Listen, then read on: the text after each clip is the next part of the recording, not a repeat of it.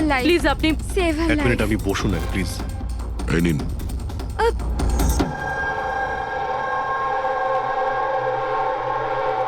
হ্যাঁ বলুন।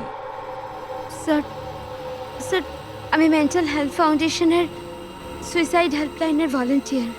আচ্ছা, যারা ডিপ্রেশনে থাকে বা সুইসাইড করার চেষ্টা করে তাদের কাউন্সেলিং করি। একটা মেয়ে কি প্রবলেম কি ছিল ওর? Domestic violence sir. স্যার ওই মেয়েটা বলছিল যে ওর স্বামী ওকে নেশা করে ওকে যা তা গালাগালি দেয়, ওকে মারধর করে, আবার ওকে ভয়ও দেখায় যে ওকে প্রাণে মেরে দেবে, আর তাও কিনা ওর সার্ভিস পিস্তল দিয়ে। সার্ভিস পিস্তল? আচ্ছা, আপনি কি করে জানলেন যে ওর কাছে যে পিস্তল আছে সেটা সার্ভিস পিস্তল?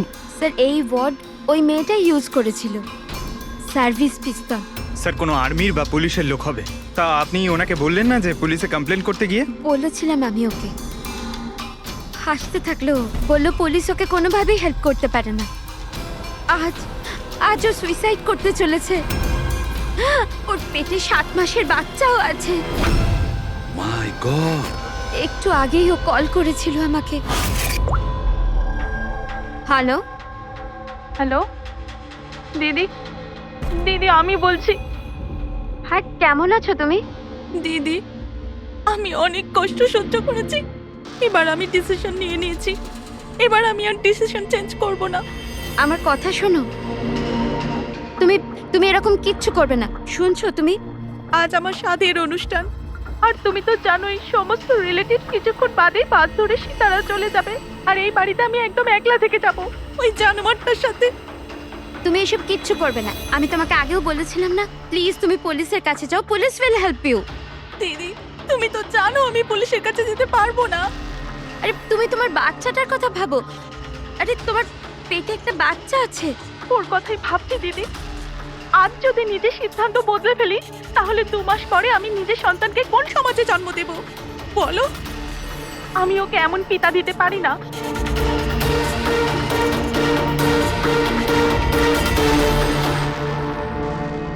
আচ্ছা, আপনি কি ওনার নাম্বারটা দিতে পারবেন? না স্যার, আমাদের সব কল এনক্রিপ্টেড হয়। ও না তো আমার কাছে পেশেন্টের না নাম আছে না নাম্বার। পেশেন্টের আইডেন্টিটি সিক্রেট থাকে। হ্যাঁ, হয়তো তারপর কেউ কলই করবে না, এটা ভেবে যে তাদেরকে নিয়ে মজা করা হবে। স্যার এই নাম্বারটা জানার জন্য তো কোর্টের অর্ডার লাগবে স্যার। না অভিজিৎ, তাতে সময় চলে যাবে, অত সময় নেই আমাদের কাছে। ওই বেচারি মহিলা এতদিন ধরে অত্যাচারিত হচ্ছে, তাছাড়া ওনার পেটে 7 মাসের বাচ্চা রয়েছে। তার উপরে আমাদের কাছে ওর ব্যাপারে কোনো তথ্যই নেই স্যার। এই ডায়েরিটা আছে আমার কাছে, ও আমাকে যে কল করে তার সব ডিটেলস আছে। আমার স্টাডির জন্য আমি নোটস বানাই, হয়তো এটা আপনাদের কোনো কাজে লাগবে। দেখি স্যার, লাস্ট পেজে লেখা রয়েছে সব আত্মীয় স্বজন বাস ধরে সাতারা চলে যাবে। আমাদের কাছে শুধু মেয়েটার ব্যাপারে এইটুকুই ইনফরমেশন আছে যে ওর হাজবেন্ডের কাছে একটা সার্ভিস রিভলভার আছে। নাম্বার 2, মেয়েটার পেটে 7 মাসের বাচ্চা রয়েছে। ওই মেয়েটার ফ্যামিলি সাতারা যাবে। সমস্ত বাস ডিপোতে গিয়ে খোঁজ নাও, দেখো কোনো বাসে এমন কোনো ফ্যামিলি আছে কিনা যারা সাধের অনুষ্ঠানে যাচ্ছে, সাতারার দিকে যাচ্ছে। শহরের যত গাইনোকোলজিস্ট আছে প্রত্যেকের লিস্ট বের করো, আর দেখো এমন কোন পেশেন্ট আছে যে 7 মাসের প্রেগনেন্ট। স্যার এটাই শেষ বাস ডিপো যেখান থেকে সাতারার বাস যায়।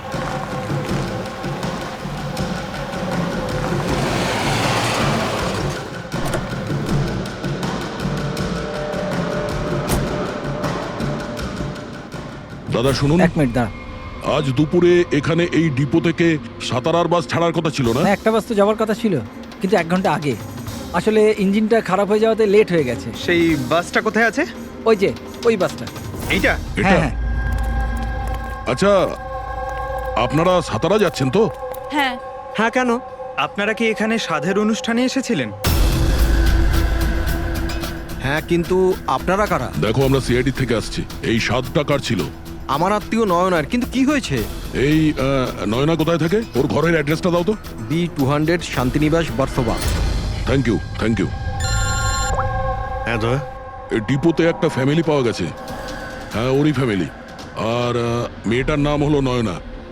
ঠিকানা হলো B200 শান্তিনিবাস বার্সোবা। আচ্ছা তাই নাকি? ভাই গাইনোকোলজিস্ট আমাদের এই অ্যাড্রেসে দিয়েছেন। তুমি ওখানে পৌঁছো, আমরা ওখানেই যাচ্ছি। ঠিক আছে, আমরা পৌঁছাচ্ছি। ওকে। ভার্সোবা।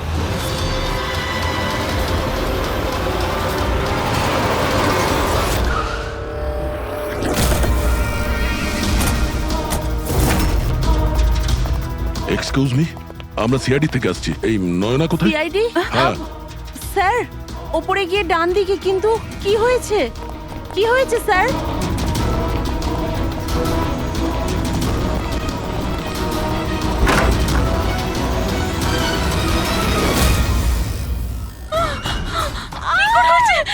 প্লিজ সামলান নিজেদের আপনারা। কি করছেন কি? শান্ত হন আপনারা। এটা কি হয়ে গেল? ও সুইসাইড করেই নিল। গুলি চিনের নিচের থেকে উপরের দিকে গেছে। স্যার, অনেকটা রক্ত বেরিয়েছে। মনে হচ্ছে অনেকটা সময় কেটে গেছে। পিছনে সরো। কি হলো? দাদা দেখ দাদা। নয়না, এই, কি হলো নয়না? ইন্সপেক্টর আমান? তুমি ওকে চেনো? হ্যাঁ, আমরা ট্রেনিং একাডেমিতে একসাথেই ছিলাম। কেন করলো স্যার নয়না এরকম? এটা তো আপনিই বলতে পারবেন। ওটো।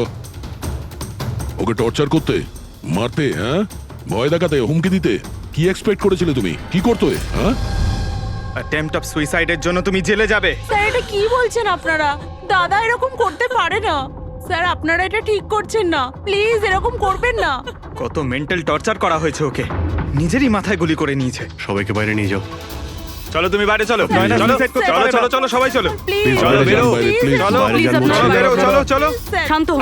আপনিও যান। Please। চলুন চলুন। সেটাই হলো যেটা ওই গাইনোকোলজিস্ট বলেছিলেন। সুইসাইড করেই ফেললো। বডিটাকে ফরেন্সিক ল্যাবে পাঠিয়ে দিই, আর এসিপি স্যারকে ইনফর্ম করে দিই যে ওকে আমরা বাঁচাতে পারিনি। 1 মিনিট, ওই ফোন।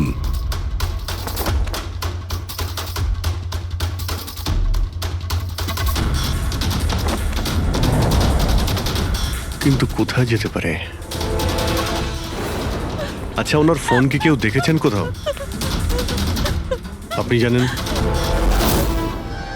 কেউ দেখেছেন কি? হ্যাঁ, স্যার, আমি ফোন করছি ওর নাম্বারে।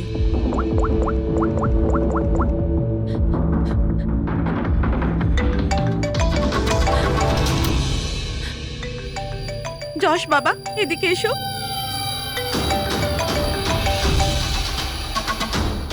ফোন তোমার কাছে? দাও।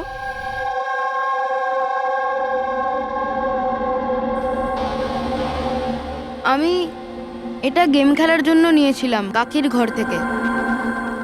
কোনো ব্যাপার না বাবু, এদিকে এসো। বাবু, একটু মনে করে বলো, যখন তুমি ফোন নিতে এখানে এসেছিলে তখন কি দেখেছিলে তুমি?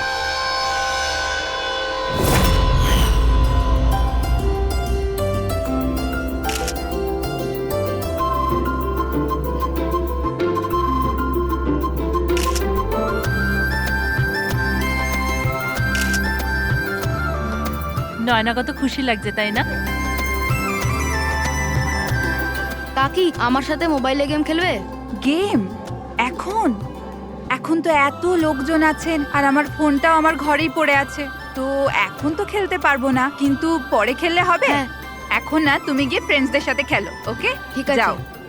আরে দাদা, বৌদির সাথে গিয়ে ফটো তুল না। হ্যাঁ, আমি যাচ্ছি।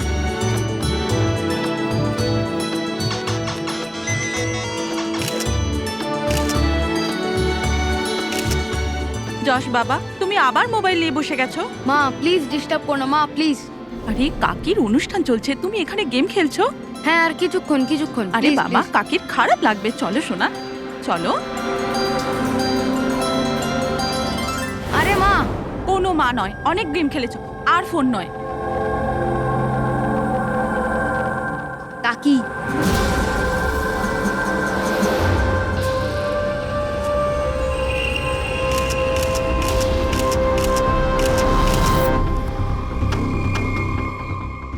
কাকির ফোন কোথায় থাকতে পারে? হ্যাঁ,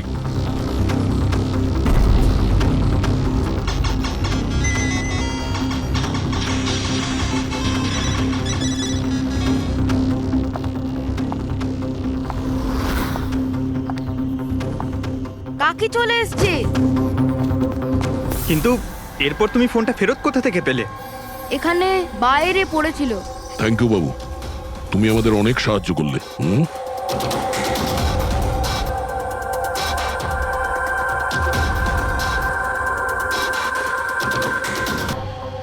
তুমি নিজে একজন পুলিশ অফিসার, তুমি তো জানো যে আমরা ইন্টারোগেশন কি করে করি। হুম, স্যার স্যার আমি ওকে ট্রেনিং এর সময় থেকে চিনি। He is one of the best officers. Sir sir আমার মনে হয় না ও এরকম করতে পারে। মানুষ পাল্টে যায় পুরবি, সব এভিডেন্স ওর বিরুদ্ধে, আর সেটা তুমি খুব ভালো করে জানো। স্যার আমার বিশ্বাসই হচ্ছে না যে আপনারা সবাই এটা ভাবছেন যে আমি নয়নার ওপরে হাত তুলেছি। খুব ভালোবাসতাম স্যার আমি ওকে, ওর সন্তানের বাবা হতে চলেছিলাম স্যার আমি। আর আমি ওকে কি করে? হ্যাঁ, তুমি ওকে টর্চার করেছো, আর সেই জন্য বেচারি ডিপ্রেশনে চলে গেছিল। ভুল বুঝছেন স্যার আপনি, ও ডিপ্রেশনে ছিলই না। সবসময় ও হাসি খুশি থাকতো, সবসময় আনন্দে থাকতো। মানে ও সুইসাইড কি করে করতে পারে স্যার? আরে তাহলে সে মেন্টাল হেলথ ফাউন্ডেশনে বারবার ফোন কেন করতো? বিগত কয়েক মাসের মধ্যেই 10টা কল। আমার এই বিষয়ে কোনো আইডিয়া নেই। কল করে উনি হয়তো ডিলিট করে দিতেন, সেই জন্য হয়তো আপনার কোনো আইডিয়া নেই। স্যার দাদা এরকম করতে পারে না। ও তো নয়নাকে খুব ভালোবাসতো, আর নয়না তো খুশিই ছিল। যদি তোমার স্ত্রী খুশিই ছিল, তাহলে ও হেল্পলাইন নম্বরে ফোন করে কেন বলেছে যে তুমি ওকে টর্চার করো, ওকে মারো, ওকে ধাক্কা দাও? কেন আমান? উত্তর দাও। পুরবি ওর কাছে কোনো উত্তর থাকলে তো দেবে। ওর টর্চারের কারণে বেচারি ডিপ্রেশনে চলে গিয়েছিল, আর তারপরে ও সুইসাইড করে। ডিপ্রেশনে প্রায়শই কোনো লোক নিজের দুঃখের কথা শেয়ার করে না। হতে পারে এর জন্যই নয়না যে কতটা প্রবলেমে ছিল কেউ কিছু জানতেই পারেনি। পুরবি অ্যাটলিস্ট তুমি তো আমাকে বিশ্বাস করো, you know me well. Naina কখনো সুইসাইড করতে পারে না, কখনো সুইসাইড করবে না। ব্যাস, নিয়ে যাও একে। চলো। আপনি আমার কথাটা তো শুনুন, নয়না কখনো সুইসাইড করতে পারে না। চলো স্যার আমার কথাটা চলো, শুনুন স্যার, চলো। নয়না সুইসাইড করেনি। স্যার আমার কথাটা শুনুন স্যার একবার।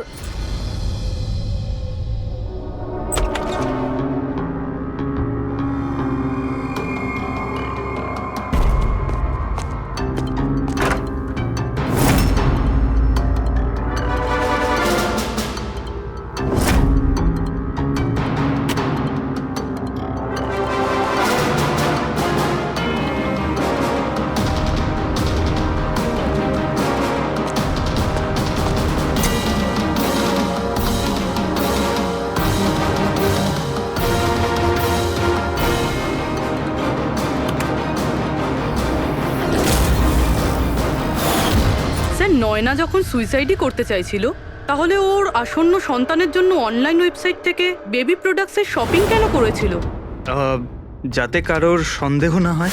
হতে পারে, কিন্তু স্যার আমার মনে হয় এটা একটু আশ্চর্য ব্যাপার স্যার। পুরো ব্যাপারটাই আশ্চর্য। তো আপনার মনে হচ্ছে যে আমার আর ভূমি এরা সত্যি বলছে?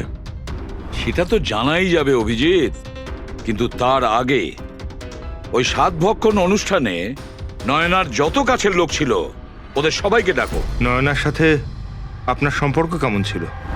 হ্যাঁ স্যার, খুব ভালো ছিল, আর খুব ভালো মেয়ে ছিল, সব সময় খুশি থাকতো। তাহলে আপনারও কি মনে হয়েছে যে ওর সঙ্গে কোনো গন্ডগোল হচ্ছে বা কোনো সমস্যা হয়েছে? আমরা অনেক কথা বলতাম, কিন্তু কখনো মনে হয়নি যে ওর হাজবেন্ডের সাথে বা বিয়ে নিয়ে কোনো প্রবলেম ছিল। শোনো বাবা, তোমার কাকিমাকে কেমন লাগতো?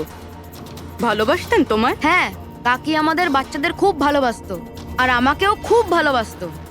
উনি ওনার ফোনে আমায় গেমও ইনস্টল করতে দিয়েছিল। আচ্ছা, কাকিমা কখনো তোমাকে এমন কোনো কথা বলেছিল, যেমন ওনার তোমার কাকার সাথে কোনো ঝগড়া হয়েছে অথবা ঝামেলা হয়েছে, এরকম কিছু? না, কাকি প্রেগনেন্ট ছিল তো, তাই জন্য উনি তাড়াতাড়ি রেগে যেতেন। আর মাই আমায় বলেছিল যে আমি যেন ওনাকে বিরক্ত না করি। আচ্ছা, নয়নার ব্যবহারে আপনার মানে কোনো সন্দেহ হয়েছিল? না, একদমই না। ও তো খুব খুশি ছিল, পুজোতে ফাংশনে ডান্সও করেছিল। ইনফ্যাক্ট অনেক বেশি এক্সাইটেড ছিল নিজের ফটোশুট নিয়ে। আর কোনো ছবি আছে? স্যার নয়না যতগুলো ফটো সব এর মধ্যেই আছে। ঠিক আছে, এগুলো আমরা রেখে দিচ্ছি। এখন আপনি আসতে পারেন। Thank you very much. Thank you sir. Sir, সবকিছু শোনার পরে আমার তো মনে হচ্ছে যে এ এমন সত্যি কথাই বলছে। ওর ওয়াইফ যদি এত আনন্দেই থাকে তাহলে সুইসাইড কেন করতে গেল?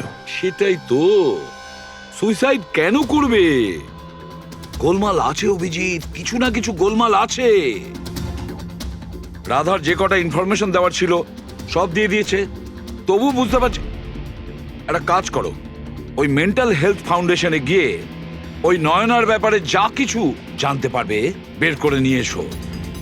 ওখানকার অপারেটরদের সঙ্গেও কথা বলো, খুঁটিয়ে খুঁটিয়ে ইনফরমেশন বের করো। হয়তো এমন কোনো কথা ও জানতো নয়নার ব্যাপারে যেটা আমাদের কাজে লাগবে।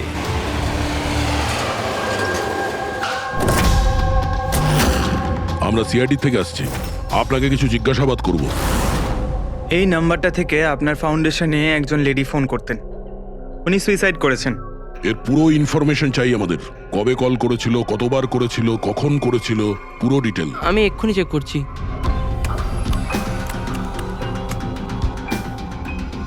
হ্যাঁ স্যার, এ অনেক কল করেছিল, শেষ 5 মাসে 10 বার। আচ্ছা, ওনার সঙ্গে কে কে কথা বলতেন? অ্যাকচুয়ালি স্যার, এনার সমস্ত কল রাধা ম্যাম হ্যান্ডেল করতেন, আর উনি এখানে ভলেন্টিয়ার। যখন এনার ফার্স্ট কল এসেছিল তখনও রাধা ম্যামেরই এখানে শিফট ছিল, আর তারপর উনি যখনই এখানে ফোন করেন বলেন রাধা ম্যামের সাথে কথা আছে। এই কলারের ব্যাপারে কিছু মনে পড়ছে? কোনো বিশেষ কথা, কিছু অদ্ভুত হয়েছে? এই কলারের ব্যাপারে স্যার, হ্যাঁ স্যার, একবার হয়েছিল স্যার। এই দেখুন স্যার, একই দিনে 2 বার কল এসেছিল। তো এতে অদ্ভুত কি? আমার মনে আছে স্যার, যেদিন প্রথম কল এসেছিল।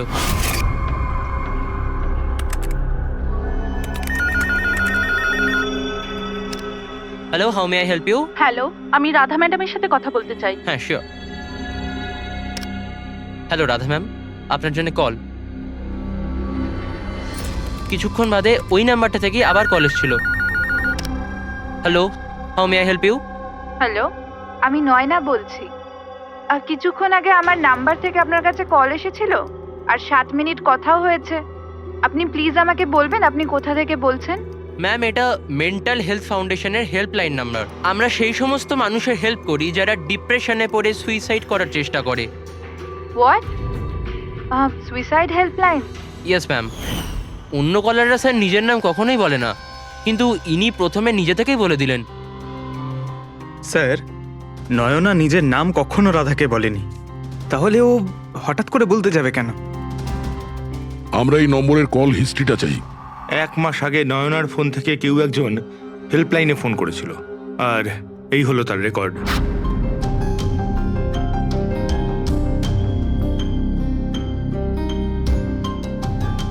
দশ তারিখ তো সেকেন্ড স্যাটারডে ছিল। তো তো কি হচ্ছে? কারণ সেকেন্ড আর ফোর্থ স্যাটারডে বাড়িতে ওর বন্ধুরা আসতো। মানে ওদের মধ্যে কেউ? এই এই দুটো কল তো দুপুরে দেখাচ্ছে। হ্যাঁ, ওর সমস্ত বন্ধুরা দুপুরেই আসতো। কতজন আসতো? তা প্রায় 8-10 জন। আচ্ছা, তুমি কি নয়নার সব বন্ধুদের চেনো? সবাইকে তো নয়, কিন্তু অনেককেই চিনতাম। আমার বোন ভূমিও আসতো। ভূমি, একটা কথা বল। গত মাসে যখন তুমি ওর বাড়িতে গিয়েছিলে দেখা করতে, তখন এমন কিছু হয়েছিল? মানে আমি বলতে চাইছি, অদ্ভুত কোনো ঘটনা বা সেরকম কিছু নিজেদের মধ্যে, বা কোনো খেলার সময় কিছু মনে আছে? না স্যার, এরকম তো কিছুই হয়নি। আমরা প্রতিবারের মতো যেমন খেলতাম সেরকমই খেলছিলাম। আর নয়না, ওকে দেখে কিছু কিছু ডাউট হয়েছিল? স্যার, নয়না তো খুশিই ছিল, ইনফ্যাক্ট মজা করছিল। হ্যাঁ, কিন্তু কিছুক্ষণ পর জানি না একদম সিরিয়াস হয়ে গেছিল, চিন্তিত লাগছিল। জানি না ওর কি হয়েছিল। 5151 ও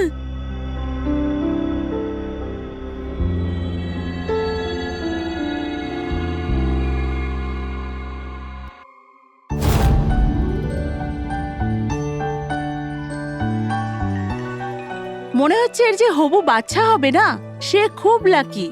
হ্যাঁ রে, নয়তো আগে কখনো নয়না জিততো না। ওহো, মনে হচ্ছে কেউ জেলাস হচ্ছে। আরে নয়না, দাদাকে একটা ফোন করো না, রাতের অর্ডারের জন্য একবার মনে করিয়ে দাও না। ফোন কোথায় আমার?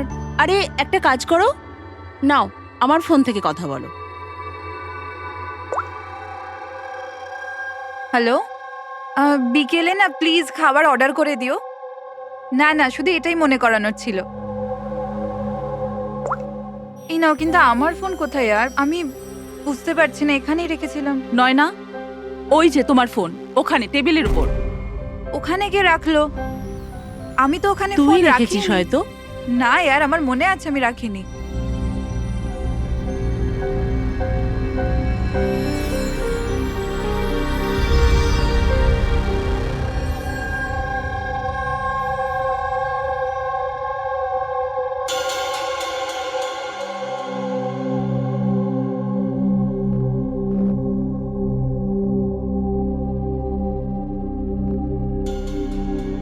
কে কল করেছিল?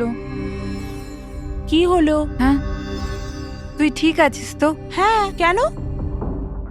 জানবি, তোর কোনো টেনশন নেই তো? না, কোনো প্রবলেম নেই। কেন? তোদের যদি কোনো প্রবলেম থাকে তো প্লিজ আমায় বলিস। কেমন প্রবলেম? কি বলছিস তুই? তোর কি হয়েছে হঠাৎ করে? আরে কিছু হয়নি, প্রেগন্যান্সির মধ্যে এরকম মুড সুইংস হয়ে থাকে, এটা একটা ন্যাচারাল ব্যাপার। চলো আমরা সবাই খেলাটা কন্টিনিউ করি। স্যার, নয়না ভূমির ফোন থেকে আমানের সাথে কথা বলছিল দুপুর 1:03 থেকে 1:04 পর্যন্ত। 1:04 পর্যন্ত? আরে সুইসাইড হেল্পলাইনে যে প্রথম ফোন করা হয়েছিল 7 মিনিটের জন্যে, সেটা 12:57 থেকে 1:04 অবধি চলেছিল। আর সেকেন্ডটা 1:20 থেকে 1:21 পর্যন্ত। তার মানে অভিজিৎ, ওই 7 মিনিটের কলটা নয়না নিজে করেনি। কারণ ওই সময় নয়না আমানের সাথে কথা বলছিল ভূমির ফোন থেকে। এক্স্যাক্টলি। তার মানে ওই ফোনটা নয়নার কোনো বন্ধুই হয়তো করেছিল। আপনি কাউকে দেখেছিলেন ওর ফোন তুলতে বা ওর ফোন ব্যবহার করতে? না, আমি তো কাউকে দেখিনি। তার মানে ওই কলটা অন্য কেউ করেছিল। আর স্যার, নয়না যখন ওর ফোনটা খুঁজে পায় আর ওখানে লাস্ট ডায়াল আননোন নাম্বারটা চেক করে, আর তারপর যখন ওই নাম্বারে ফোন করে তখন ও জানতে পারে যে ওটা কোনো সুইসাইড হেল্পলাইনের নাম্বার।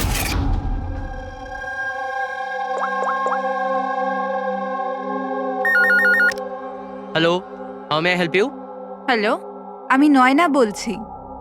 কিছুক্ষণ আগে আমার নাম্বার থেকে আপনার কাছে কল এসেছিল আর 7 মিনিট কথাও হয়েছে। আপনি প্লিজ আমাকে বলবেন আপনি কোথা থেকে বলছেন? ম্যাম, এটা মেন্টাল হেলথ ফাউন্ডেশনের হেল্পলাইন নাম্বার। আমরা সেই সমস্ত মানুষের হেল্প করি যারা ডিপ্রেশনে পড়ে সুইসাইড করার চেষ্টা করে। হোয়াট? Suicide helpline? এটা জানতে পেরে ও চিন্তায় পড়ে যায় আর ভাবতে আরম্ভ করে সুইসাইড কে করতে চায়। স্যার, এই ফোন কলটা নয়না যদি না করে, তাহলে এটাও তো হতে পারে যে আগে যে সমস্ত কলগুলো করা হয়েছে সেটা নয়না করেনি, অন্য কেউ করেছে। ভূমি, তুমি ওই গেম খেলার সময় ডায়েরি রাখো তো? মানে স্কোর নোট করো তো প্রত্যেকটা খেলার? ব্যাস, ওই ডায়েরিটা আমার চাই। Okay sir. আর এই যে প্রত্যেক সেশনে 4টে নাম রয়েছে যারা সব সময় থাকে: ভূমি, পারুল, জাহ্নবী আর শীতল।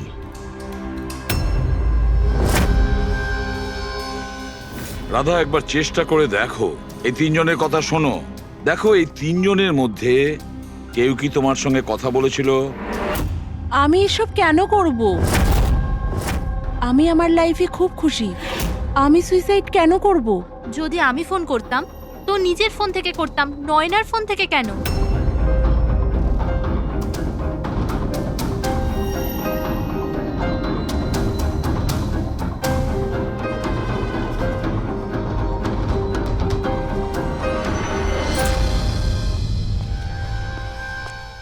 স্যার, স্যার, এই 3 জনের মধ্যে কারুর আওয়াজ নয়। স্যার, হ্যাঁ, এই 3 জন তো না বলছে, শুধু শীতল বাকি আছে। ওর ব্যাপারে কিছু জানতেই পারছি না। কিছু জানতে পারোনি মানে কি বলতে চাইছো? স্যার, এই 3 জনের মধ্যে কেউ শীতলকে চেনেই না। জাহ্নবী বলল শীতলের সাথে নয়নার গাইনোকোলজিস্টের চেম্বারে দেখা হয়েছিল আর ওখানে ওদের বন্ধুত্ব হয়ে যায়। শীতলকে এদের মধ্যে কেউই পার্সোনালি চেনে না। কোনো ব্যাপার না, ওই তিনজনের হেল্প নিচ্ছি আমরা। এবার শীতলের স্কেচ করাবো আমরা, তারপরে দেখবো।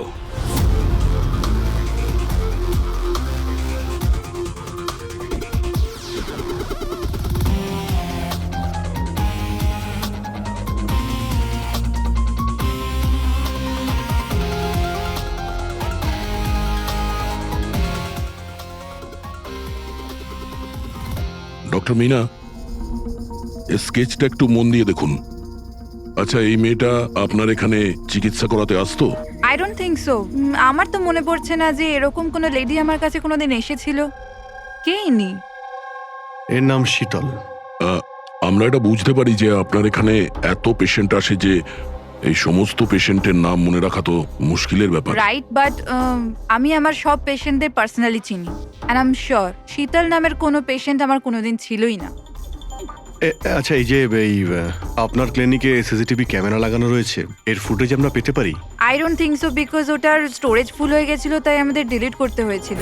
ওকে, এনিওয়ে, থ্যাংক ইউ।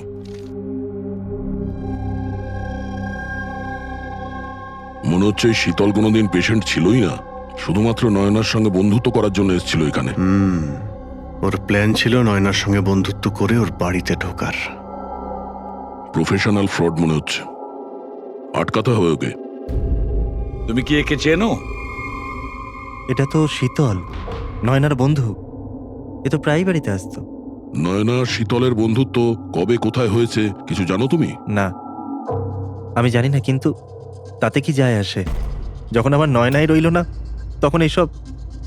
এ কি ধরনের পাগলামি করছো? হ্যাঁ, একটু ভেবে দেখো তো। যদি তুমি নির্দোষ হও তাহলে কেউ তো তোমায় ফাঁসানোর চেষ্টা করেছে। তোমাকে নয়নার খুনি সাব্যস্ত করে ওরা অনেক লাভ আছে, এই জন্য ও তোমাকে ফাঁসাচ্ছে। হ্যাঁ, এমন কে আছে যে তোমাকে আর নয়নাকে ঘৃণা করে? আমি কিছু জানি না। তাহলে কি ভূমি ওই আবার প্রপার্টি লোভে করেনি তো? না, ভূমি এরকম কখনো করতে পারে না। বরং ও তো নয়নাকে খুব ভালোবাসতো। তো কোনো প্রফেশনাল রাইভেলরি? একজন পুলিশের তো অনেক জায়গায় অনেক শত্রু থাকে। না, আমার সাথে এরকম কিচ্ছু ছিল না। আমি আমার ডিউটিতে না তো কখনো কোনো গ্যাংস্টারকে ধরেছি, না কোনো বড় গ্যাংস্টারকে মেরেছি, কখনো ঘুষ নিইনি। পুরো কেরিয়ারে ব্যাস একবারই গুলি চালিয়েছিলাম। কার ওপরে? কাকে গুলি করেছিলে তুমি? ছোটখাটো ফ্রড ছিল স্যার, বিশেষ। ওকে অ্যারেস্ট করতে গেছিলাম, তখনই গুলি চলে গেছিল।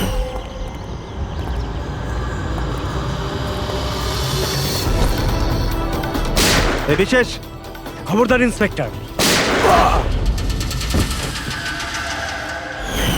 হয়তো এই লোকটারই কোনো ভাই বা আত্মীয় প্রতিশোধ নেওয়ার জন্য এসব করেছে। না, যখন আমরা ওকে অ্যারেস্ট করতে গেছিলাম তো ওর কোথাও কোনো পরিবার ছিল না, হয়তো অনাথ ছিল। ঠিক আছে, যদি ওই লোকটার কোনো আত্মীয় স্বজন থাকে তাকে আমরা ছাড়বো না। স্যার, আমান ঠিক বলছিল। ওই লোকটার নিজের বলতে কেউ নেই, ফ্যামিলি, স্ত্রী, বাচ্চা কেউ না। তাহলে প্রতিশোধ কে নিচ্ছে? বাড়ির লোক নয়, কোনো বন্ধু হতে পারে। বন্ধুরা হয়তো প্রতিশোধ নিয়েছে। বন্ধুত্বের জন্য কে আজকাল নিজের প্রাণের ঝুঁকি নেয় স্যার? এসব তো শুধু গল্পের বইতেই দেখা যায়। নন্টে ফন্টে, হাবলু ঘাবলু, এখন এসব কোথায় স্যার? এটা কি? স্যার, একটা স্টোরেজ চুরির ঘটনায় বিশেষের সাথে আরও একটা নাম আছে, রেখা। রেখা? দুজনে মিলে অনেক চুরি করেছে। এদের ফটো দেয়নি কেন? স্যার, এরা তো ছদ্মবেশে চুরি করতো, হয়তো এই জন্যে। আর যখন বিশেষ মারা যায় তখন হয়তো এই জুটিটা ভেঙে যায় আর এই রেখা একা হয়ে যায়। রেখা? আমি জানি এই রেখা কে। স্যার, আমাদের ইনফর্মার এই বাড়িটার অ্যাড্রেসে দিয়েছিল।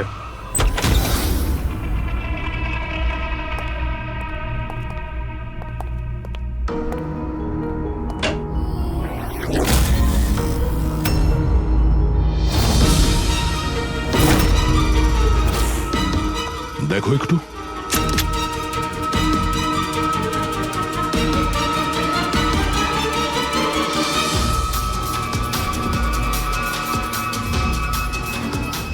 স্যার মারা গেছে। একটু উল্টা ওকে। শীতল? আমাদের সন্দেহ ঠিকই ছিল, শীতলই রেখা।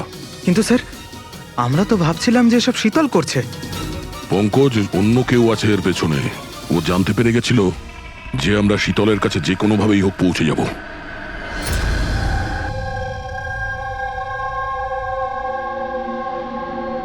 সারিকা, এর ঘাড়ের পেছনের দিকে এইখানে ক্ষত আছে। এইখানে ক্ষত মানে হচ্ছে যে খুনি ওর পেছনের দিকে দাঁড়িয়েছিল। দেখো, এইখানে ছুরির ক্ষতটা আছে। তবে খুনিকে পেছনের দিকে দাঁড়িয়ে থাকতে হবে, তবেই এই আঘাতটা করতে পারবে, রাইট?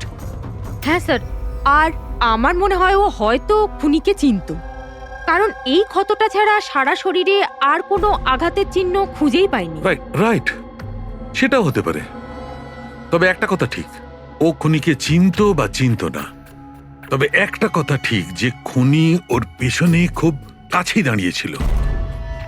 দেখো, এত জোরের সঙ্গে এই ছুরিটাকে ব্যবহার করা হয়েছিল যে খুব কাছেই দাঁড়িয়ে থাকতে হবে, তবেই জোরে মারতে পারবে।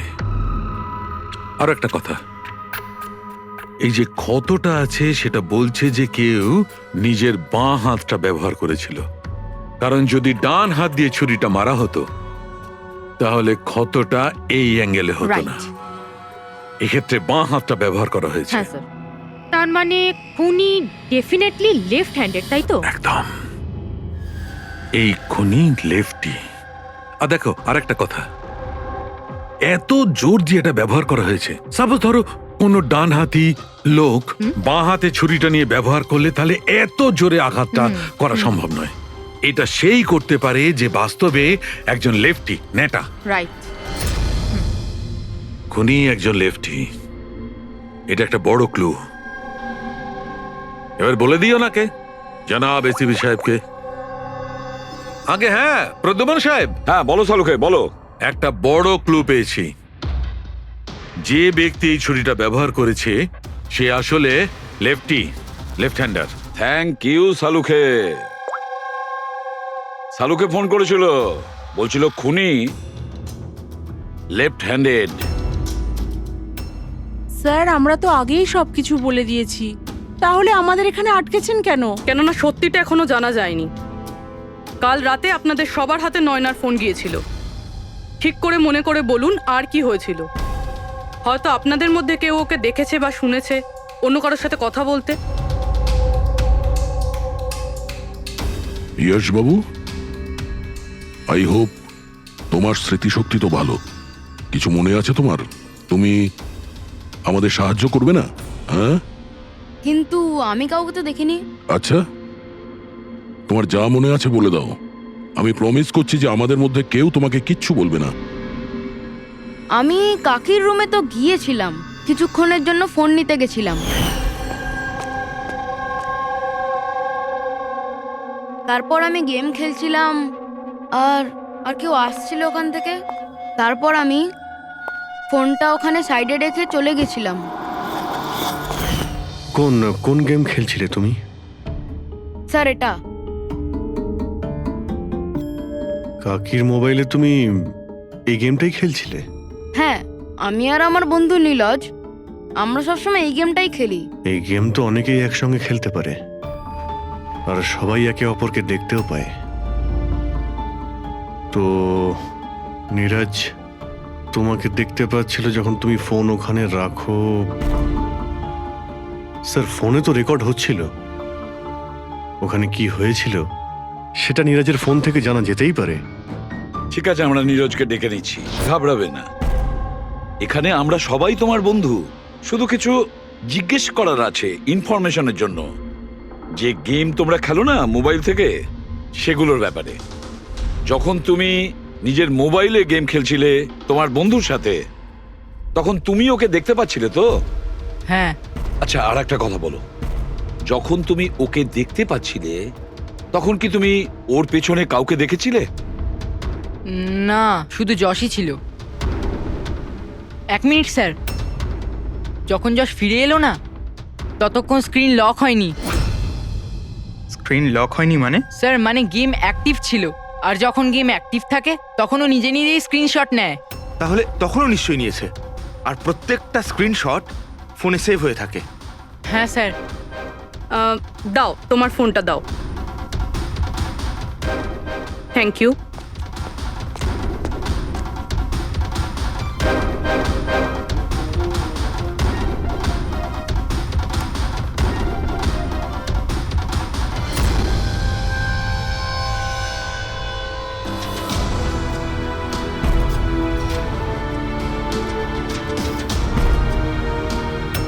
এটা কে?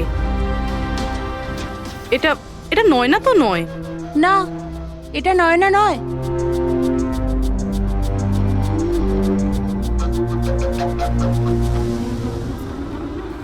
এক মিনিট পুরবি, একটু জুম করো এর উপরে।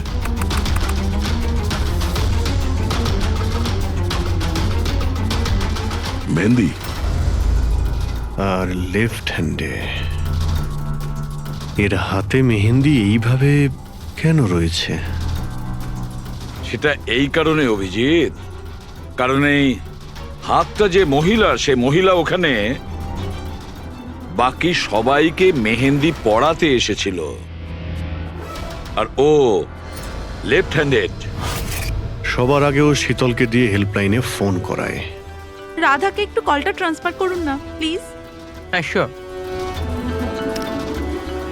আমি আর সহ্য করতে পারছি না দিদি। তারপর সে শীতলকে টাকা দেয় আর বলে, নয়না, তোমার রুমে তোমার জন্য তোমার কোনো আত্মীয় অপেক্ষা করছে। তার সুযোগ বুঝেই ও নয়নাকে খুন করে দেয়। কে হতে পারে এই মেহেন্দি পরা মহিলা? আমি জানি না উনি কে ছিলেন। ইনফ্যাক্ট কেউই জানে না উনি কে। নয়না বলেছিল যে শীতল ওনাকে ডেকেছিল, আর ওই নিয়ে এসেছিল নিজের সাথে। আর এটাও জানি না যে ওকে কেন আনা হয়েছিল। নিজের কাজও ঠিক করে করছিল না ও, বাজে মেহেন্দি লাগাচ্ছিল সবাইকেও।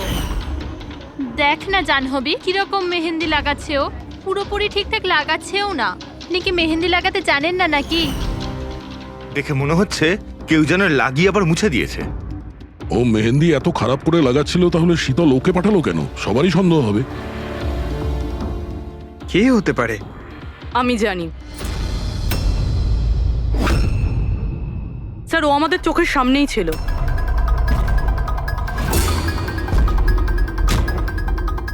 আর আমরা ওকে সন্দেহই করিনি।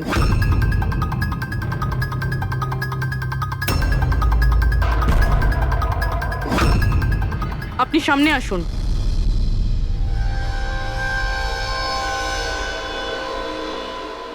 আপনার বা হাতটা দেখান।